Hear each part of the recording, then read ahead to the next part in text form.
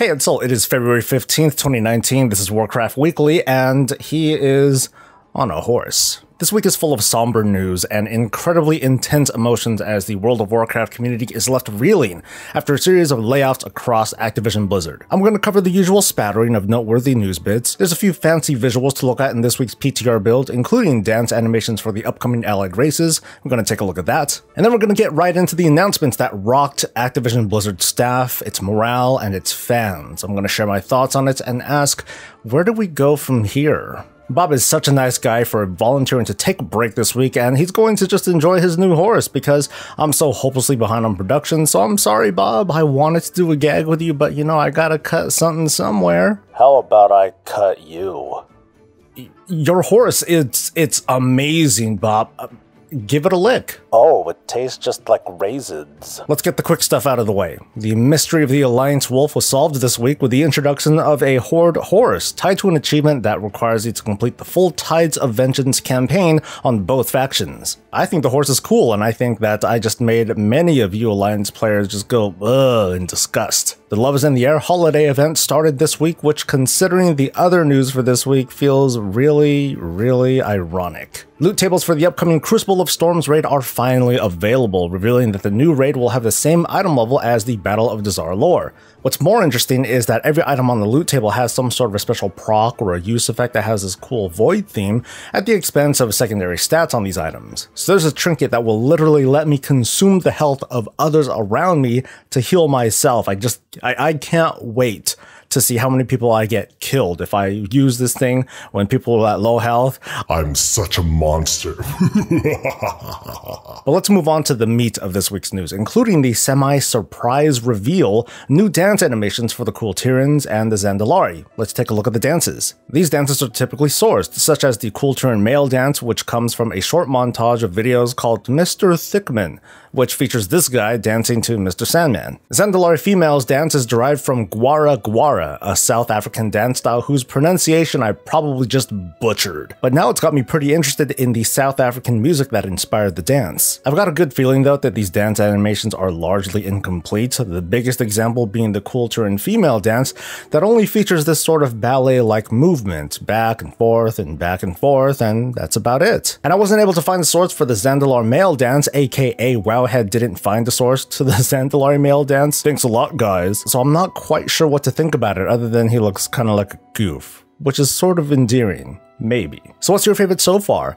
As for me, I'm going to definitely reserve my judgment until we're closer to launch of this patch and the dances look more fleshed out. I'm honestly surprised though. I did not think that we would see new dance animations since we didn't see new animations for the first round of allied races, but those were more like reskins, so I can see why. It would be really cool if the other allied races got their own unique style of dance animations, or if the old races got their style of dances updated, or you know what, just bring us the dance studio. According to a couple of people on the forums, it's so easy to rig new dance animations and put it up on a studio. Yeah. So let's move on to the main story, even though I am days late. The shockwaves of Activision Blizzard's layoffs of roughly 800 or so people is still leaving ripples, with further reactions to come for the next few weeks and months. In their recent quarterly earnings call, Activision Blizzard, who I'm just going to call AB because of my stupid mouth, announced stellar earnings and growth while reducing 8% of its staff. In fact, it was during the earnings call when Blizzard staff, comprised of full-time employees of different tenure as well as contractors, were pulled into exit interviews and promptly let go. There's no sugarcoating the human side of what layoffs do. They freaking suck,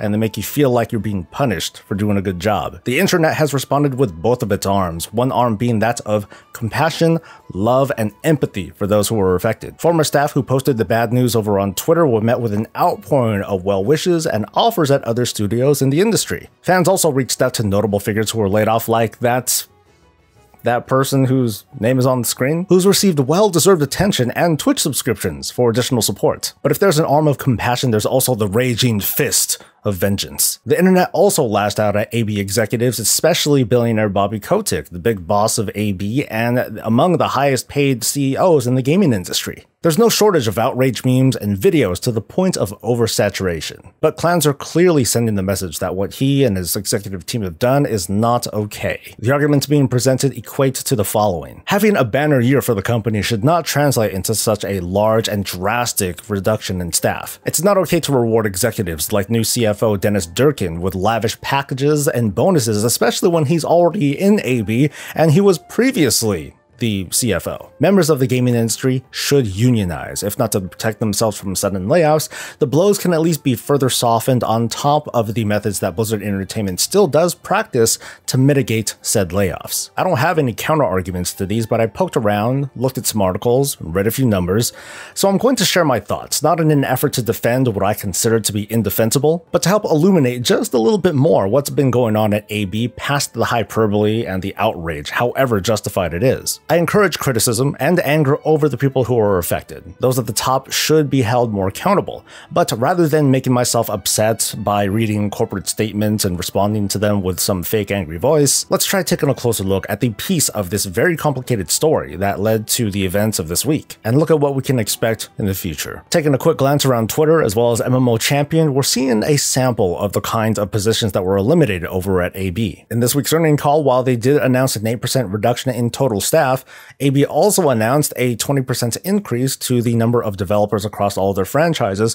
which also equates kind of sort of into a approximately 0% reduction of staff who built on the foundation of Activision Blizzard, its games. Affected segments in the company included customer service, QA, production, and project management. Especially affected segments were involved with community engagement and esports. These positions are critical for making the whole machine work. Without them, the machine slows down or it grinds to a halt, but that applies if the segments related to these positions are in fact needed. Take for example esports, a segment that which Mike Morhaime and his wife pushed very hard over at Blizzard, a move that was in fact seen with skepticism despite games like StarCraft being what helped plant the seeds that helped today's competitive scene thrive. I'd like to think that it's because typically studios who push esports pour all of their resources into one game. Mike along with AB decided to take all of its Blizzard franchises and turn all of them into esports. With that comes the ballooning of staff, which, when pushing into a new frontier, is not all that uncommon.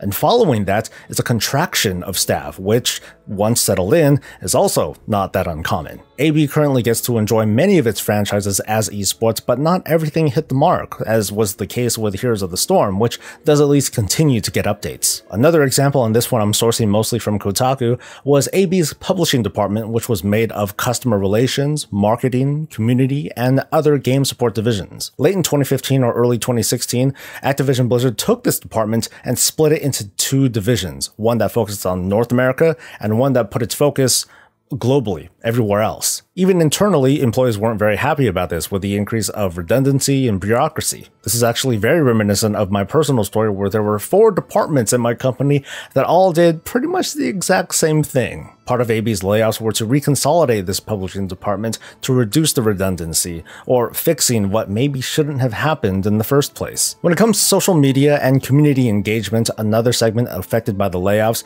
I'm left wondering if once again this is a product of oversaturation, or the fact that the internet is just extremely difficult to control no matter how much money you try to throw at it. There's a line to be crossed where the games that reach out to us on social media might get annoying or seem disingenuous, or if nothing else, it just leaves a target on your back for more abrasive comments to overshadow what was otherwise a mere act of whimsy. It's no exaggeration that there was a loud minority who questioned the usefulness of community managers, and now some of them are gone. It's not simply that the internet is mean. I'm not trying to blame the fans and critics at all, but in fact it was just a host of failures in part of AB, including the communication pipeline between the community manager to the developer and back again. And in the case of World of Warcraft, it's simply issues with the game. Players feel like they're just not being listened to. So what about the future? Looking at the Blizzard's job page, there are 140 positions posted, including 7 positions directly related to the World of Warcraft. And the number is growing. WoW is on track to grow its team, although considering its current expansion,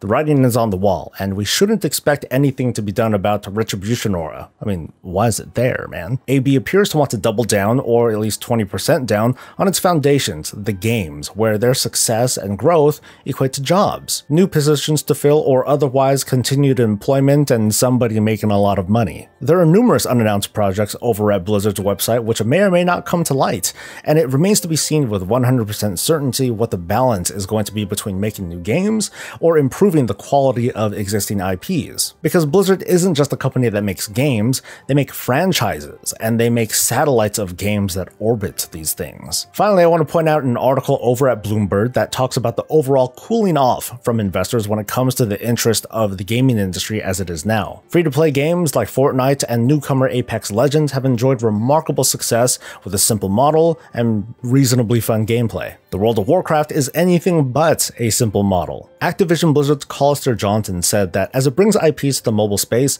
it'll look into free-to-play models to adjust to market demands. But I want to point out one more thought for you folks at home and on the toilet to think about. This year is going to be a banner year for the Warcraft franchise, which will be 25 years old, and the World of Warcraft will be celebrating its 15-year anniversary. It's not guaranteed at all, but I'm confident that there's going to be some big announcements at this year's BlizzCon, and at the heels of a Classic WoW release, assuming that Classic WoW and Warcraft 3 Reforged is going to come out in the summer or so, we may also get an announcement for a new WoW expansion. In light of today's gaming world, where players are less interested in upfront costs, but more open to benign cosmetic purchases that WoW already practices, what if this year, when the next WoW expansion's announcement went down, we get the hype and we get the new cinematic, and at the end, we learn that the new expansion and all future expansions of the World of Warcraft will be free?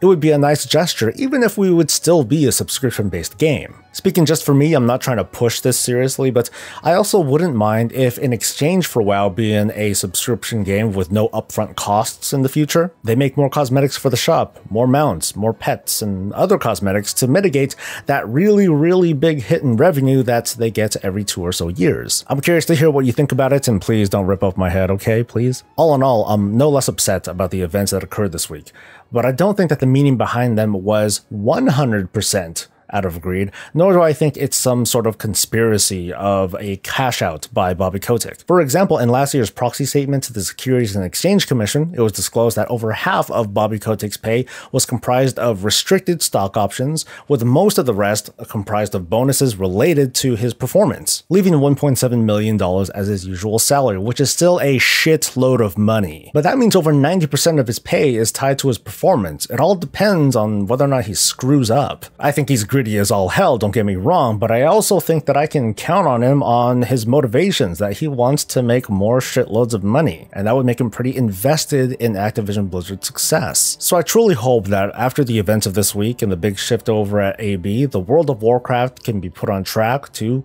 continue being awesome, and to grow and to become greater than it is today. I really feel for those who are laid off, and I've been humbled by the supports that the community has been giving them. I'm just one voice, but all I can hope for is that after the dust settles, we can get back to doing what we want to do, working on, playing, and talking about games. I hope you'll join me for more shenanigans, and I'm grateful that you made it to the end. Leave your thoughts and comments below, or feel free to reach out and say hi over social media. Thanks for listening, and I'll see you next week. Until then, stay safe, stay happy, and stay breezy.